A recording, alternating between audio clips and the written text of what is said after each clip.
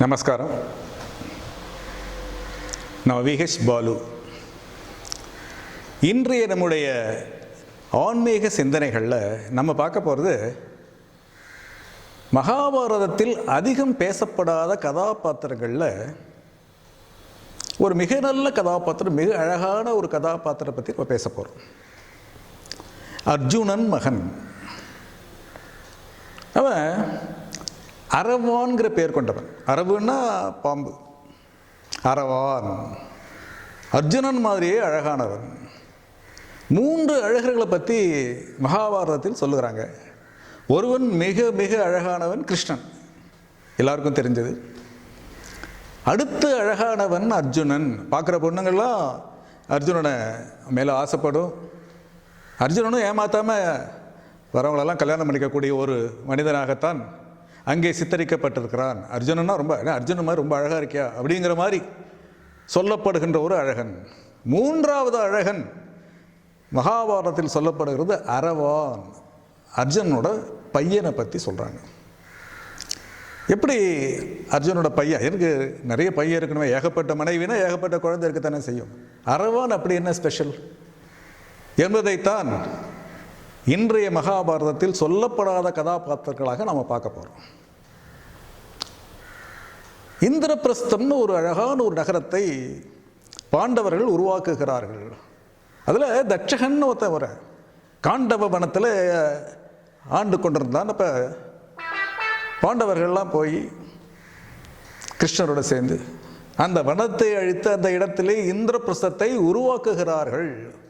ரொம்ப அழகான ஒரு நகரத்தை உருவாக்குகிறார்கள். அதுதான் கடோத்கஜனை சொல்லுவாங்க. கடோத்கஜன் ரொம்ப இரவோடு இரவாக உருவாக்கிய நான் கடோத்கஜன் அப்படிங்கிறது தான் மகாபாரதத்தில் சொல்லப்படுகின்றது. இப்படி ஒரு அழகான ஒரு நகரத்தை உருவாக்கி அதுக்கு ஒரு கிரகப்பிரவேசம் பண்ணுற மாதிரி ஒரு கிரகப்பிரவேசம் பண்ணணும் இல்லையா? கிரகப்பிரவேசத்துக்கு எல்லாரையும் கூப்பிடுறாங்க. எல்லா நாட்டு மன்னர்களும் வருகிறார்கள். பெருசாக பெரிய லெவலில் தானே இது. கிருஷ்ணர் பண்ணுறாருன்னா எப்படி இருக்கும்? அப்போ அது தட்சகன் இருக்கான் இல்லையா, அவனுடைய காட்டை அழித்து தானே இந்திரபிரஸ்தம் உருவாக்கப்பட்டிருக்கிறது. அவனுக்கு ரொம்ப கோபம். என்னுடைய காட்டை அழித்து அங்கே ஒரு நாட்டை உருவாக்கி விட்டு அதுக்கு கிரகப்பிரவேசங்கிற மாதிரி ஒரு பெரிய விழா எடுத்து என்னை ஏமாற்றுகிறார்களா என்ற ஒரு கோபத்தில் அவன் என்ன பண்ணுறான், அஸ்வமேத யாகம் செய்கிறாங்க. அந்த பண்ணும்போது 1000 பசுமாடுகளை வைத்து தான் அஸ்வமேத யாகம் செய்ய வேண்டும். அப்படி 1000 பசுமாடுகள்லாம் வச்சு பெரிய பெரிய பசுமாடுகள், ரொம்ப அழகான பசுமாடுகள் 1000 மாட்டையும் அழகாக கட்டி போட்டால் ராத்திரியோட ராத்திரி எல்லாத்தையும் தூக்கின்னு போயிட்டாங்க. தட்சகன், நீ அஸ்வமேத யாகம் பண்ண போகிற பார்த்துட்றேன்ட்டு தூக்கின்னு போயிட்டானா. திருப்பி பார்த்தா அர்ஜுனன் ஒரு மாட்டையும் காணும், எல்லாம் போயிடுது. புரிஞ்சு போச்சு யார் எடுத்துகிட்டு போனாங்க. விட மாட்டேன் அவனை, தட்சகனை தொலைத்து விடுகிறேன் என்று கிளம்பி விட்டான். அங்கே ஒரு ப்ராப்ளம் இருக்கு. என்னன்னா, ஐவருக்கும் தேவி அழியாத பத்தினின்னு திரௌபதிக்கு பேர். 5 பேரை கல்யாணம் பண்ணிக்கிறாளாம். அழியாத பத்தினி. அது ஒரு பெரிய ஹிஸ்ட்ரியே இருக்கு. அப்போ அர்ஜுனன் என்ன பண்ணுறான், தட்சகனை அழிக்கிறதுக்காக காண்டீவன் வந்தான். காண்டீவன் ஆச்சு, பேரே காண்டீவன் தானே. காண்டீவனை எடுத்தால் அந்த சத்தத்திலே குளர்க்கும், போர்க்களமே நடுங்குமா. அர்ஜுனன் காண்டீபத்துக்கு தொலைச்சி விடுறான் அந்த தட்சகனன்னு. அந்த காண்டீபத்தை எடுக்க அவன் வீட்டுக்குள்ளே போயிடுறான். அவன் வீட்டுக்குள்ளே செல்லும் சமயத்திலே திரௌபதியும் தர்மபுத்திரர் யுதிஷ்டரும் அங்கே இருந்திருக்காங்க. இவங்களுக்குள்ள ஒரு ஒப்பந்தம் இருக்கு. இந்த 5 பேரில் யார் அந்த வீட்டில் இருந்தாலும் மற்ற 4 பேர் உள்ள நுழையக்கூடாதுங்கிற ஒப்பந்தம்.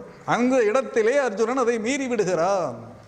காண்டிபத்தை எடுக்கிறதுக்காக போகிறான். எதேர்ச்சியாக பார்க்குறான், மறந்துட்டான். உள்ளே போனால் திரௌபதியும் யுதிஷ்டனும் இருக்கிறார்கள். ஆடி போயிடறான். ஐயோ, வாக்கு மீறி விட்டேனே என்று.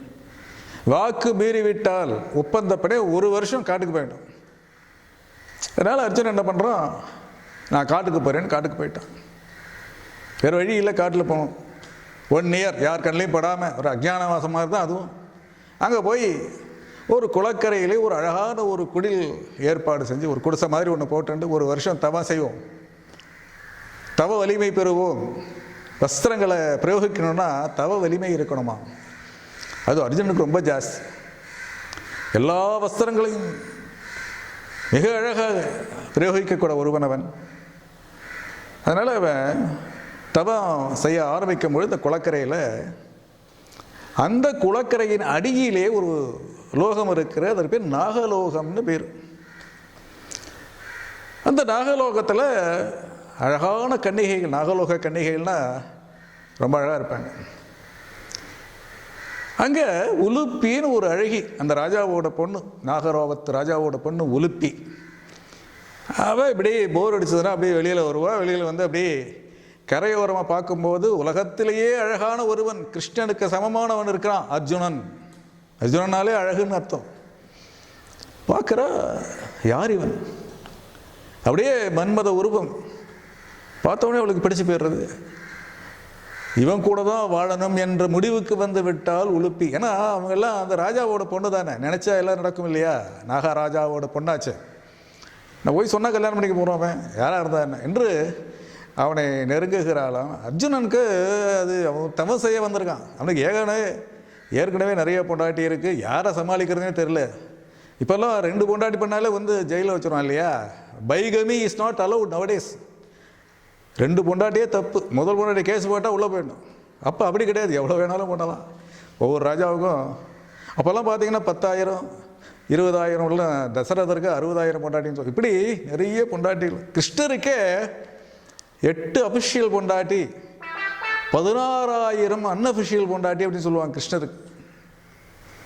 கோபிகாஸ்டிகளோட அவர் கிருஷ்ண லீலா வச்சு அது அப்படி அர்ஜுனனுக்கு இல்லாமல் இருக்குமா அவ்வளோ அழகனுக்கு? அப்போல்லாம் ஒரு பையன் பிறந்தா 10 பொண்ணு பிறக்கும் போல இருக்கு. அப்போல்லாம் பொண்ணுங்களாம் ஜாஸ்தி, வேறு வழி இல்லை. ஒருத்தனும் 10 பேர் 20 பேர் கல்யாணம் பண்ணதான் எல்லாருக்கும் கல்யாணம் நடக்குங்கிற நிலைமையிலே அர்ஜுனன் மாதிரி அழகு எவ்வளோ கல்யாணம் நடந்திருக்கும்.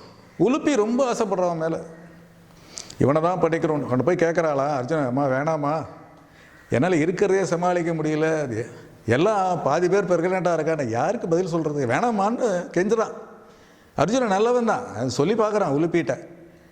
அப்படி திரும்பி பார்த்தா உலுப்பியை பார்த்தா அவன் எந்த பொண்ணை பார்த்தாலும் ஆசைப்படுறவனாச்சே, அதுவும் இருக்குது.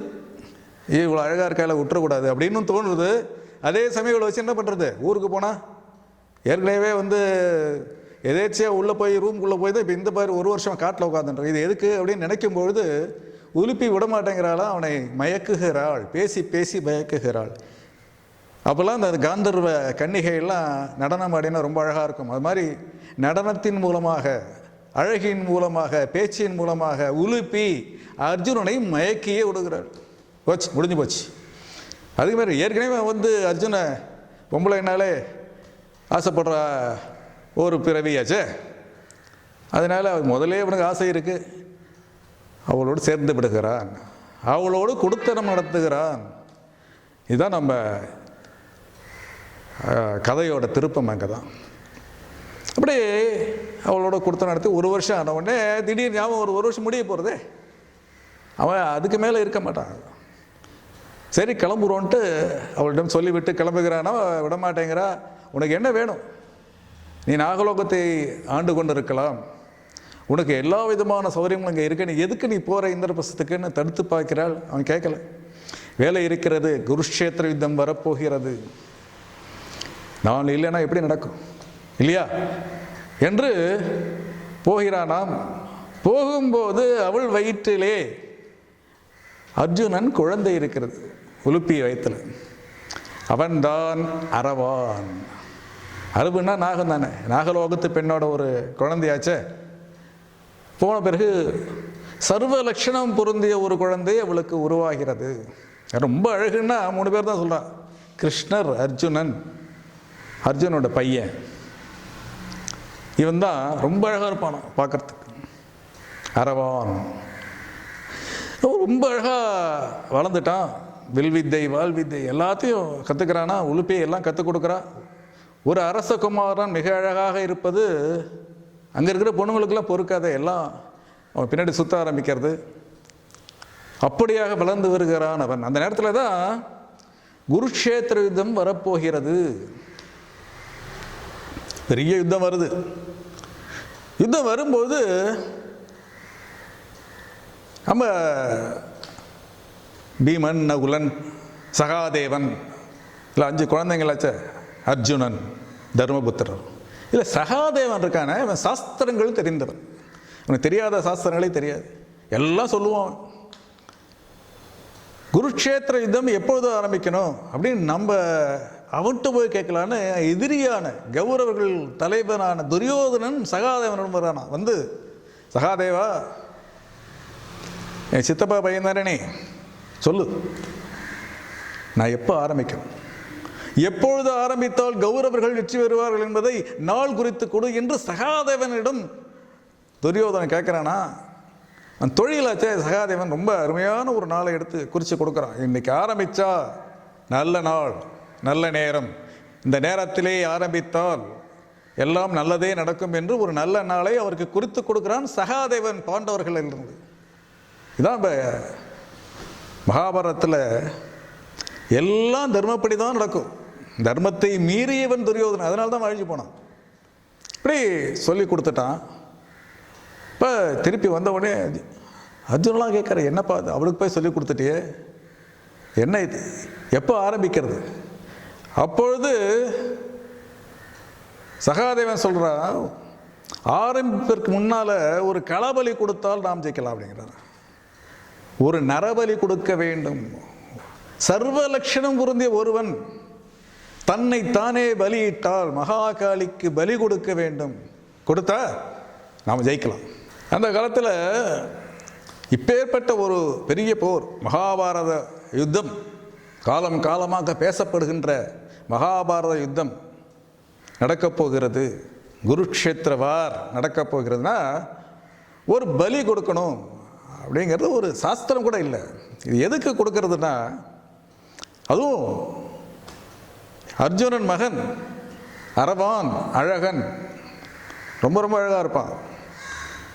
நரபலி கொடுக்கணும்னா கௌரவர்களோ பாண்டவர்களோ சண்டையிடுபவர்களே முக்கியமானவர்களாக, ஒரு மகனாகவோ பேரனாகவோ இருக்கலாம், அவன் தான் கொடுக்கணும். யாரோ ஒருத்தர் கொடுக்க முடியாது, ஒரு போர் வீரனை போய் கொடுக்க முடியாது, அவன் கொடுக்க வேண்டும்.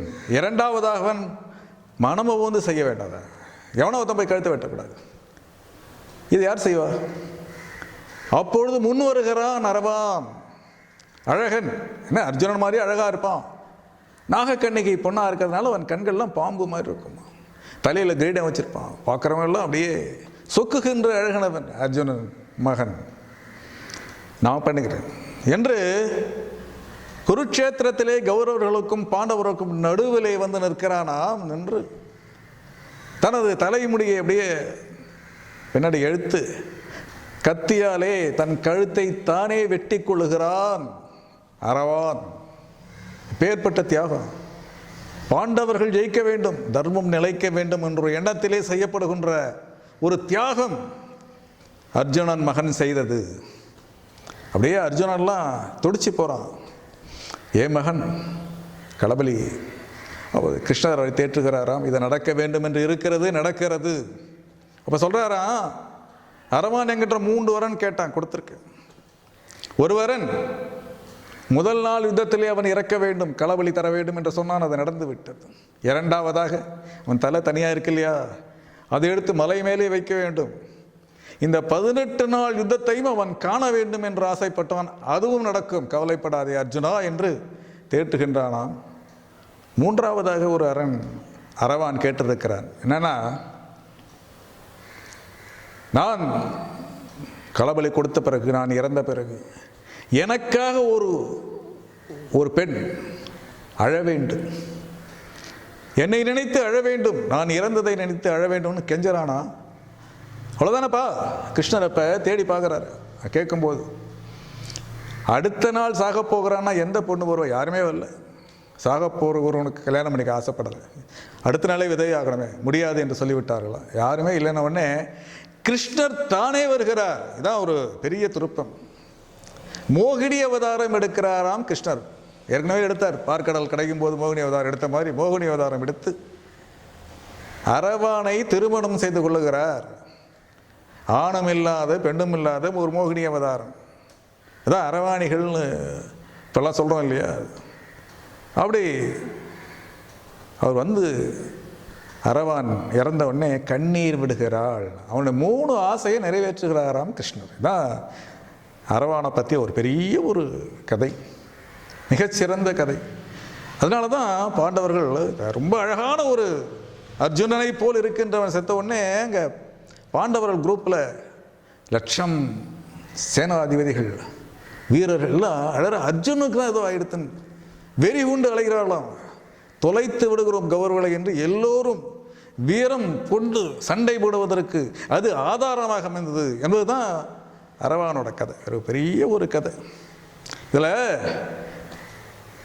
அவன் ஆணும் இல்லை பெண்ணும் இல்லைங்கிறதால தான் இப்போ அரவாணிகள்னு நம்ம இப்போ சொல்கிறோம் இல்லையா. கூத்தாண்டவர் கோயில்னு கள்ளக்குறிச்சி பக்கத்தில் கூவாகம்ங்கிற ஊர் இருக்குது. உளுந்தூர்பேட்டை கிட்ட தான் இருக்குது, கள்ளக்குறிச்சி டிஸ்ட்ரிக்டில். அங்கே கூவாது ஒவ்வொரு வருஷமும் கூத்தாண்டவர் விழா நடக்கும். விழாவில் அரவாணிகள் சென்று தாலி கட்டிண்டு தானே அறுத்து எடுத்துட்டு ஓ என்று அழுவார்கள்.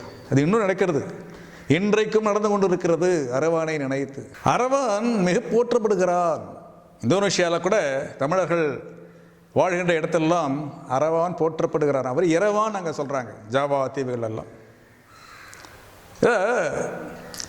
பெருவென்பா அப்படிங்கிற ஒரு இதில் பெருந்தேவனார் சொல்கிறார் 9ஆம் நூற்றாண்டில். அதை பற்றிய ஒரு குறிப்புகள் எல்லாம் சொல்லப்பட்டிருக்கிறது. மிக அருமையான ஒரு ஆதி தமிழனாக அரவான் போற்றப்படுகிறான் அப்படிங்கிறதா ஒரு பெருமை. இல்லை, கிராமங்கள்லாம் போனீங்கன்னா ஒரு தனியாக ஒரு எல்லை கோயிலில் ஒரு தலை வைக்கப்பட்டிருக்கும். அதுதான் அரவான், எல்லை காப்பவன், நம்மை காப்பவன், உலகை காத்தவன், பாண்டவர்களை காத்தவன், குருக்ஷேத்திரத்திலே பாண்டவர்கள் ஜெயிப்பதற்காக காரணமாக இருந்தவன், தன்னை பலி கொடுத்தவன், நரபலி கொடுத்தவன், மகாகாளி என்று சொல்லி பலி கொடுத்தவன் அவன். பெயர்பட்ட ஒரு அழகன் அர்ஜுனன் மகன் என்று நாம் அறிவோமாக. மீண்டும் ஒரு நல்ல ஆன்மீக சிந்தனையோடு நாம் சந்திப்போம். நன்றி, வணக்கம்.